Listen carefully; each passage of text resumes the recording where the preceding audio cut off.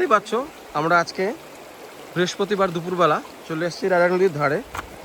এই দেখতে পাচ্ছ তোমরা নদীটা, দেখো নদীতে ভালোই জল আছে আর জলটা খুব ঠান্ডা। তো এখানে আমরা সবাই স্নানও করতে আসছি। এই যে দেখতে পাচ্ছ তোমরা, এই দেখতে পাচ্ছ এই যে এক বন্ধু আরেকজন নিচে আছে। তো তোমরা যারা এই গরমে বিরক্ত হয়ে গেছো তো এখানে আসতে পারো, এসে স্নান করে দেখতে পারো, মজা আলাদা। আর এখান থেকে আমাদের ভুটানের পাহাড়টাও দেখা যায়, দেখো একদম কাছে আছে পাহাড়।